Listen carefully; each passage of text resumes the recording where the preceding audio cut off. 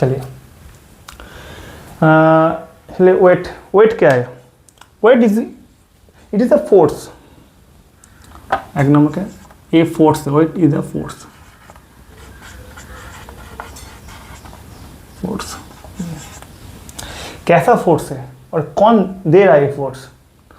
ये है attractive force है। और ये कौन दे रहा है? अर्थ।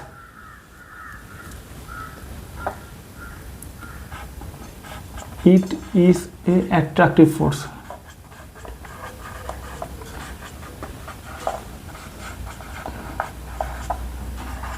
Bye earth.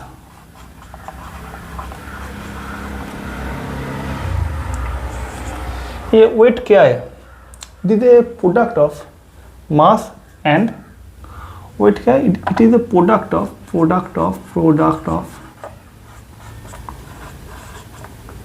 of mass into acceleration due to gravity.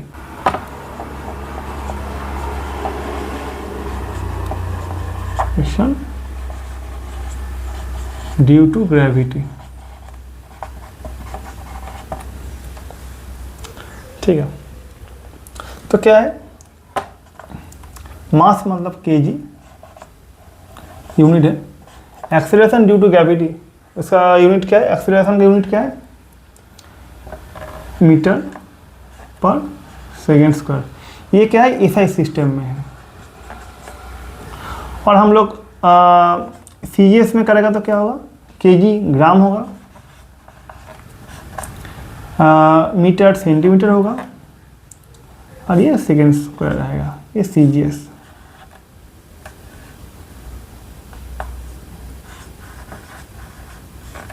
ठीक है, ये जो वेट है, वेट एक फोर्स है। तो फोर्स की यूनिट है, पता है फोर्स की यूनिट क्या है? न्यूटन है। Weight is a force, sorry unit of wait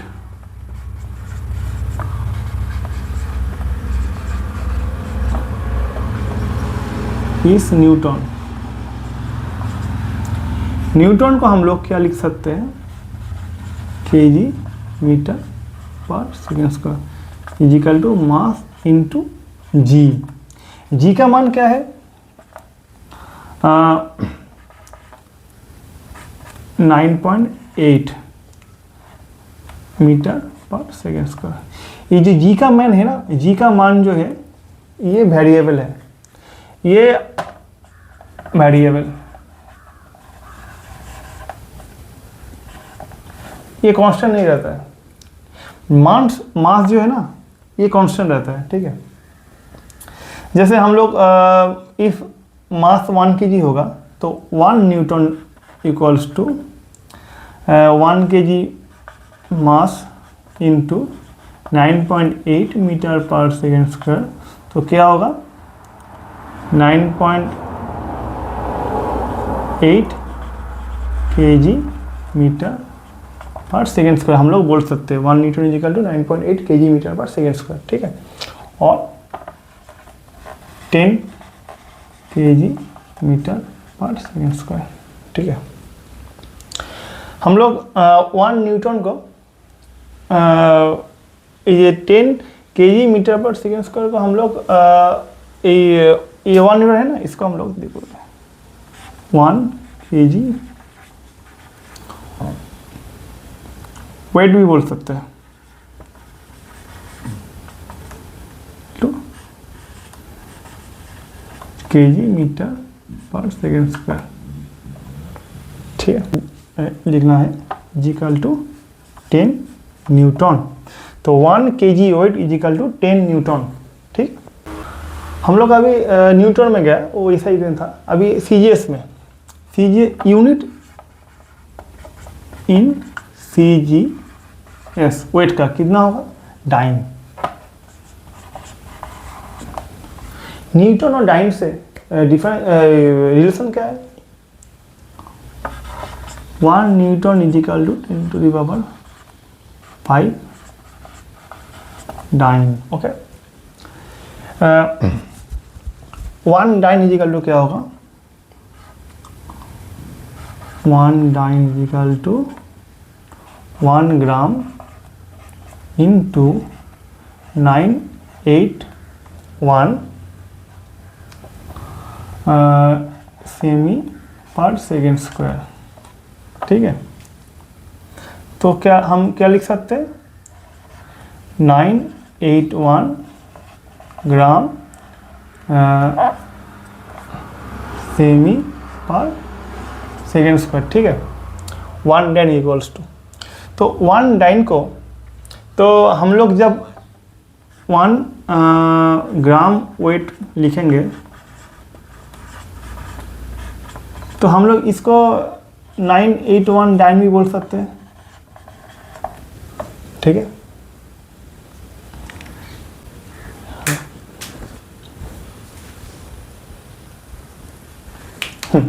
अच्छा, यहाँ पे एक है, तो हम लोग एसआई में हम लोग एसआई में G इक्वल्स टू 9.81 लिखे थे ना मीटर, तो CGS में जब सेंटीमीटर आएगा तब 100 को हमको मल्टीप्लाई करना पड़ेगा। तो CGS में क्या करना है, CGS में 9.81 इंटू 100 सेंटीमीटर, ठीक है। तो क्या क्या निकल के आएगा, CGS में आएगा तो 981 सेंटीमीटर, इसलिए यहाँ पे सेंटीमीटर आया, ठीक है। ग्रेविटी, स्पेसिफिक ग्रेविटी क्या है, इसको हम लोग पहले आते हैं, इसको हम लोग बोलते हैं रिलेटिव डेंसिटी। क्या बोलता है, relative density,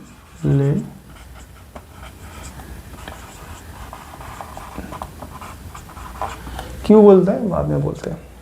it has no unit,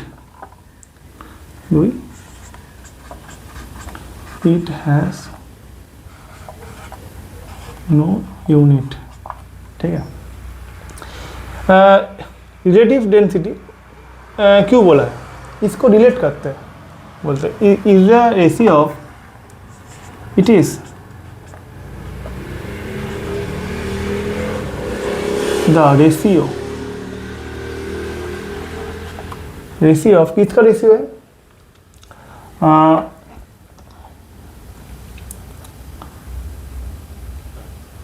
density of a substance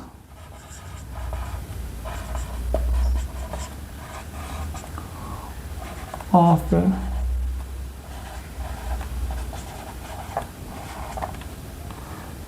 and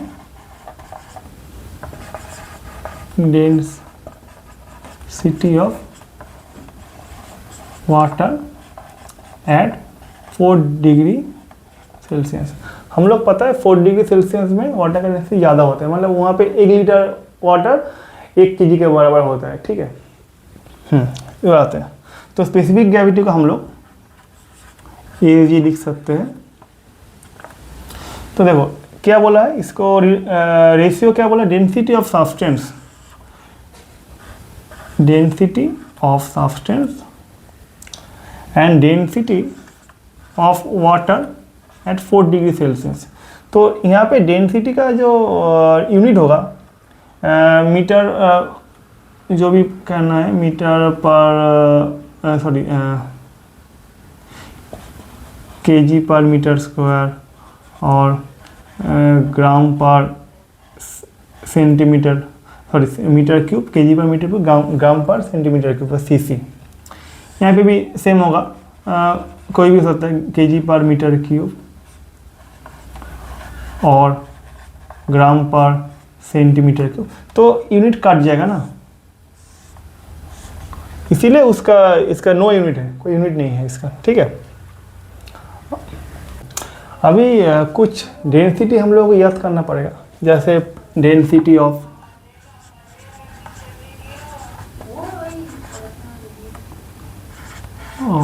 water,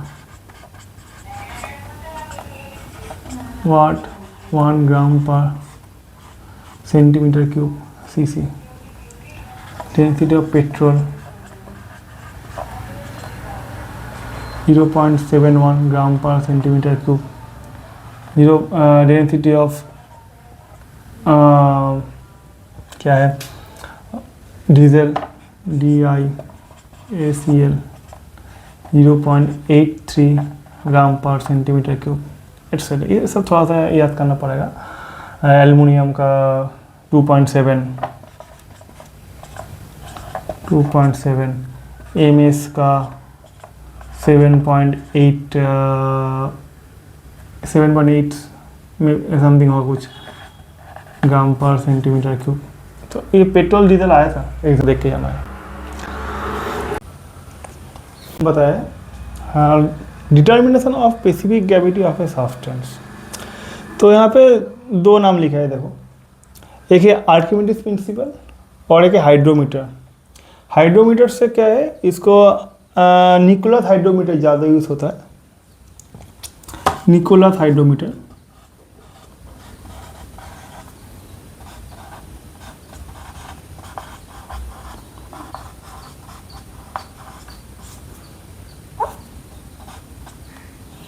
ज़्यादा यूज़ होता है। इसमें क्या होता है, जैसे सैलिनिटी ऑफ द वाटर और तुम्हारा कोई भी लैक्टोमीटर है ना, जहाँ पे प्योरिटी ऑफ मिल्क डिनोट करते हैं, ये सब यहाँ से हम लोग करते हैं हाइड्रोमीटर से। आर्किमिडीज प्रिंसिपल, आर्किमिडीज प्रिंसिपल क्या बताए, जो बॉडी है, कोई भी एक बॉडी है, जैसे हम लोग लॉ ऑफ रोटेशन बोलते हैं एक्चुअली। एक सपोज ये वाटर है, वाटर टैंक है,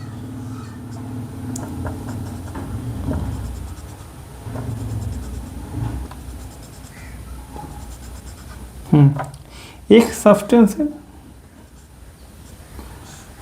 ऐसे, एक सब्सटेंस है ऐसे, और एक सब्सटेंस है ऐसे। ये जो 3 प्लेस होता है ना, ये क्यों होता है, ये आर्किमिडीज प्रिंसिपल बोलते हैं। इससे हम लोग स्पेसिफिक ग्रेविटी कैसे निकालते हैं वो भी हम लोग चर्चा करेंगे, ठीक है। प्रिंसिपल ने क्या बताया कि weight of a body in liquid equals to weight of the body in air minus होगा,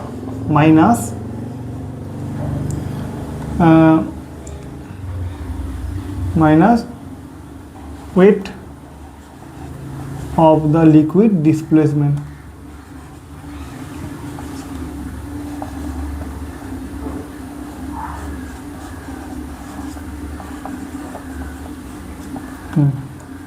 ठीक है, weight of the liquid displacement by the body, ठीक है, ये माइनस है।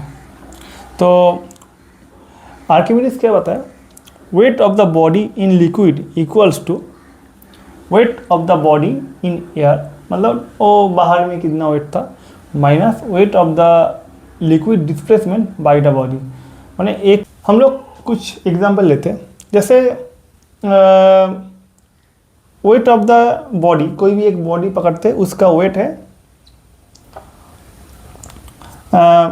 समझो 100 kg, ठीक है, kg फॉर न्यूटन, जो भी लिख सकते हैं, कोई बात नहीं। Wait of the liquid displace, कितना डिस्प्लेस हुआ, 90 kg, ठीक है, तो कितना मिलेगा, 10, ठीक है, मतलब ये 10 kg weight in the weight of a body in liquid, liquid में है ये वेट, ठीक है, ये प्लस में है, इसका यूनिट है ना, प्लस में है, तो ये क्या सिंक कर जाएगा, अंदर चला जाएगा, ठीक है, बॉडी प्लस में होगा तो बॉडी अंदर जाएगा, मैं डूब जाएगा, ठीक है।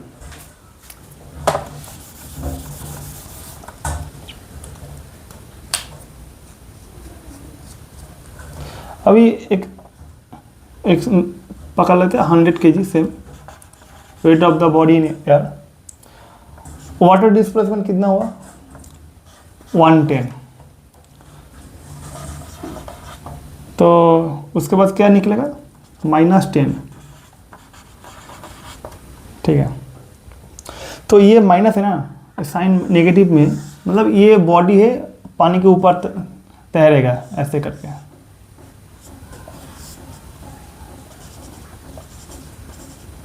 ये वाटर होगा तो बॉडी यहाँ पे रहेगा, ठीक है।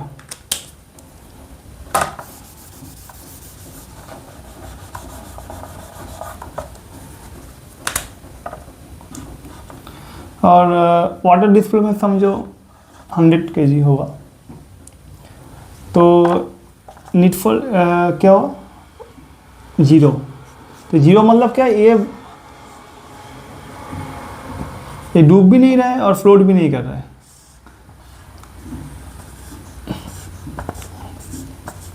ये पोजीशन में है, ऐसे पोजीशन में होगा, ठीक है। एक क्वेश्चन है, इसके अंदर हम समझते हैं कैसे हम लोग निकलते हैं, ठीक है। Specific gravity of a substance in liquid में, ठीक है। देखो हमने आर्किमिडीज प्रिंसिपल में क्या पढ़े थे, wait of a substance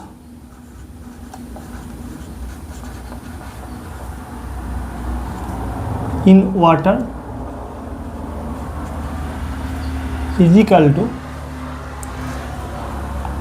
weight of a substance in air minus weight of the water displacement of water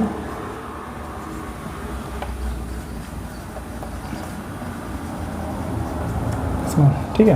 ये पढ़े थे हमने, देखो ठीक है। यहाँ पे की मिला है हम लोगों को, ए आयरन पीस, ये क्वेश्चन क्या है, a iron piece weight 160 kgf in air, Newton in air, ठीक है। तो हम लोग यहाँ पे 160 kg लिख सकते हैं,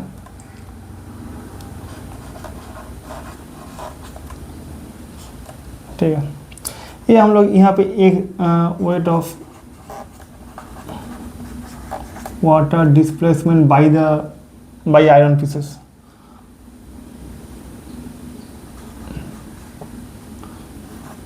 बाय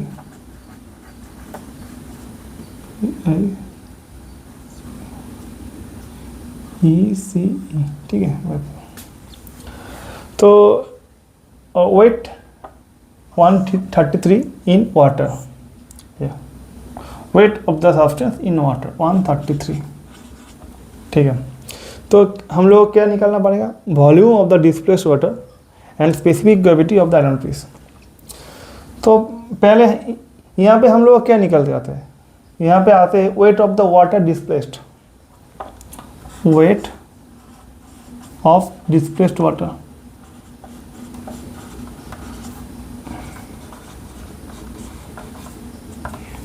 कितना का माइनस करेगा, तो यहाँ पे 27 kgf, ठीक है।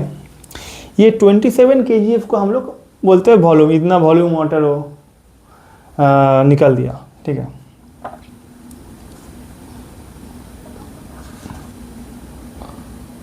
वॉल्यूम बोलते हैं,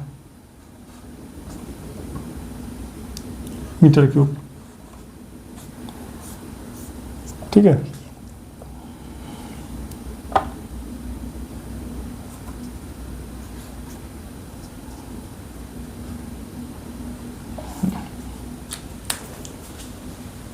मिला था loss of weight of iron piece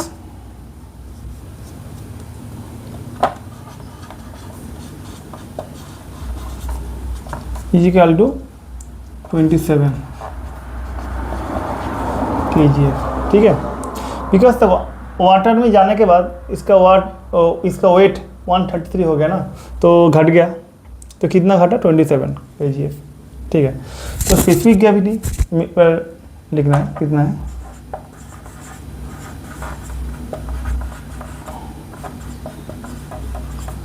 is equal to specific gravity of iron piece equals to weight in air by loss of wait.